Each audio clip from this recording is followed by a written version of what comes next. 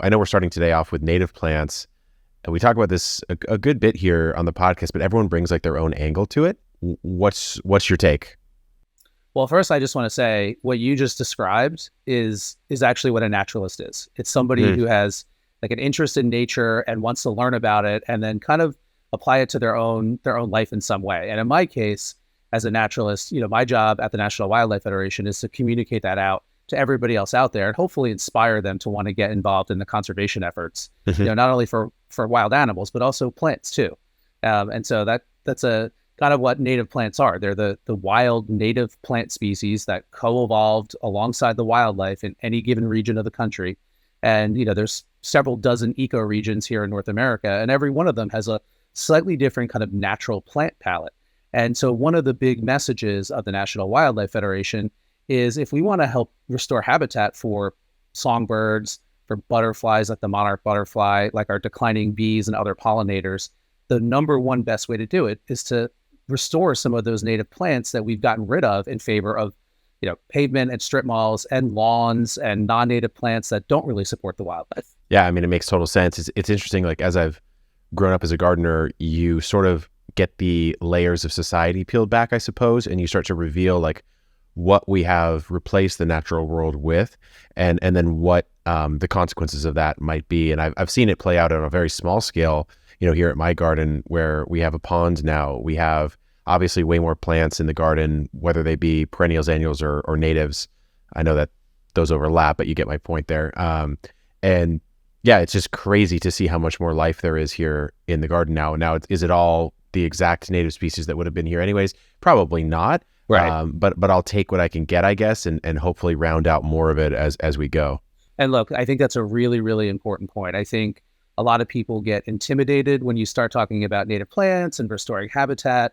And a lot of people feel like you have to become a botanist and that you have to be an expert and you have to get the exact right perfect thing that used to grow here 100 years ago and that kind of thing. But here's the thing. Gardens are human-made creations, no matter what way you look at them. And when we're gardening, we're already sort of working in a space that is pretty radically changed from what wild nature, that used to be there. So my message for folks listening is, it's okay. Don't be intimidated.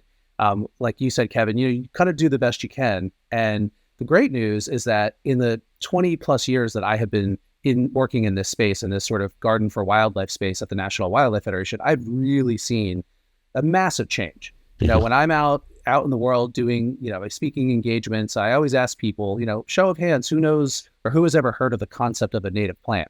And when I started doing this, again, 20 years ago at the National Wildlife Federation, almost nobody raised their hand. And today, when I do that, like 2/3 of the room raises their hand. And so I think there's a much greater awareness.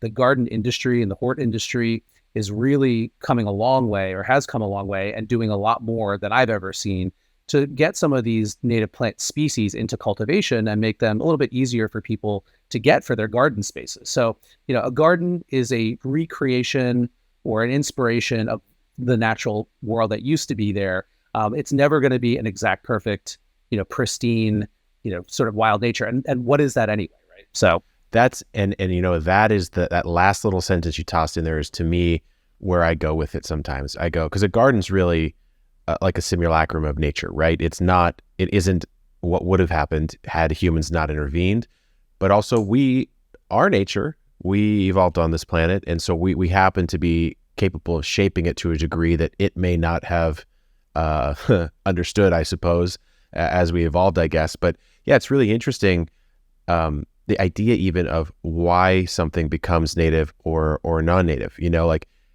at what point did we decide to draw the line and say that anything before this time was native, anything after was not? I guess where I might put it would be with human development, right? With the introduction of things from other geos. Right. That's sort of the most obvious clear line to me. Yeah, I mean, I think there's pretty clear science that helps us understand and answer that question. Yeah. And this is actually really important because what the science of ecology has to say about this is oftentimes very different than what the sort of the garden industry perspective would be, right? And so what ecology tells us is that ecosystems and the species in them evolve and co-evolve over pretty massive amounts of time. And over that time, you get really kind of stable ecosystems with lots of diversity. And so from that point of view, a native species is something that's been here, not just for, 10 years or even 100 years or even 500 years. A native species in whatever ecosystem really is something that has been there for sort of geological time, at least, tens of thousands of years in most cases. And so, Okay. In gardening, we tend to use words like, oh, it's an invasive plant to really mean any aggressive plant. Yes. But technically speaking, scientifically speaking, an invasive plant by nature, by definition, is a non-native species because you really can't invade an ecosystem that you evolved in, right? And so, Right. but I want to make one other point too that I think is really important. The idea of pristine nature. There is something that does exist, right? That is something that is out there. But I also think we oftentimes in conservation and also gardening and natural gardening have adopted a really sort of like kind of Eurocentric view of that, and maybe even colonial mindset about that, because the indigenous peoples of North America were part of their ecosystems and impacting those ecosystems in big ways. And so Yes. I think to your point, Kevin, like we can take that spirit and that idea of being caretakers, and we can make informed choices about how we manage our own little piece of the earth, our own yards, our own garden spaces. And yeah, I mean, my point of view in the National Wildlife Federations is that using native plants that have been here for, again, tens of thousands of years is the most important thing that you can do. But, we're getting into climate resilient gardening. And Yes. that means that we might actually be planting things that aren't native here right now, but maybe are from the zone south of us. But if we are looking to 10, 20, 50 years, 100 years down the line, and we want to have resilient ecosystems, we can be making those decisions from an informed, science point of view. And so there's a lot of fluidity there. Yeah. I think, and it's very interesting to me, this whole topic, because it ties to a broader theme I've seen running through the garden community as a whole. And this would be in America, but also globally. It feels as if, and perhaps it's because like gardening effectively is like in our genetic memory at this point as a species, right? We've been doing it for so long. It feels as if the garden has this mystical quality to it that other disciplines in human endeavor do not. Like, no one has this old wives' tale for carpentry, right? Or for construction or something. In gardening, there is a lot of that. And I think that's why having someone like you on is so interesting to me, because it's like there are actually accepted definitions for some of the words that we use. And when we use these words, it's important that we all know the definition, or at least we know it and decide to deviate from it, instead of saying, for example, invasive. But if it's a true geological time native, then it by definition could not be. It may be vigorous. It may colonize a particular, microclimate extremely well. Honestly, I don't even know if nasturtium would be native to San Diego, but let's imagine for the case of example that it is. That's climbing all over my canyons here, right? And so if it was a true native, then it wouldn't be invasive, but it'd just be very vigorous. It's a different terminology. And it's okay. Like there is also this idea that we've sort of put natives on a pedestal and non-natives are evil. And again, I feel like all of that's like anthropomorphizing plants. And we have to be cautious of doing that. And so the idea, well, I'll give you an example from back east where I'm from. Trumpet creeper is a really fantastic native vining plant.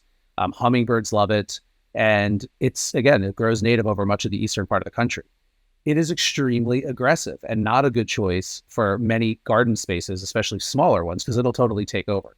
And so I think the most important thing is just like you said, having starting out the conversation with just some baseline common understanding of definitions and words. Because like so many arguments happen online where it's like, well, it's invasive. That's not invasive. And it's like, well, no, like, let's just understand what we mean. Trumpet creeper isn't invasive if it's planted within its native range, but you better bet you should be careful if you plant it in a small garden, because it'll take over.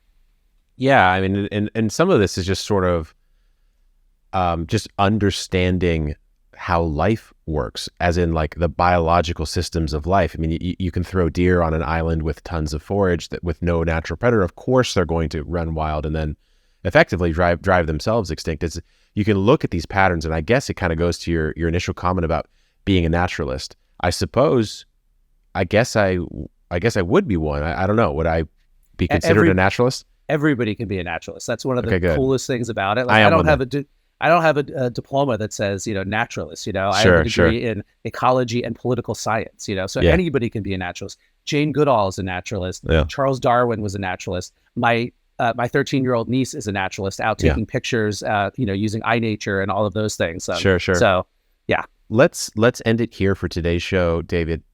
I want to get into the game. I'm listening to the show. I don't know how to get a 10,000-year-old geological time native. Where do I go? So the good news is that the National Wildlife Federation a couple of years ago launched our own sort of curated line of native plants that folks can get. We have done all the work. We have picked these plants because they're keystone plants. They support the largest numbers of our native songbirds, our native bees, our native butterflies and moths, and we'll deliver them right to your door. And so we're rolling that out across the country. Right now, it's available in 38 states. Wow. It's gardenforwildlife.com. Folks can go check that out and know that these are actual plant species that are going to benefit your local wildlife. So that's my number one recommendation for folks. But I would also say, if we're not in your state yet, there's tons of really great native plant nurseries locally that you can check out, and lots of really great organizations on the local level in whatever state you're in, native plant societies that are having plant sales and garden clubs.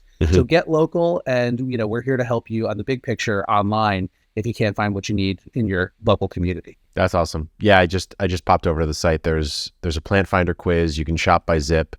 You can shop by state. And so, yeah, I encourage you guys to check it out. Looks like California's coming soon. California's coming soon. It's a one thing you're not first in. So, I know. Hey, I'll take it. We got a good climate. We'll wait for the natives. And honestly, the California Native Plant Society is also a great resource if you are in the Golden State. Watch the full episode right here and subscribe for more new episodes every single week.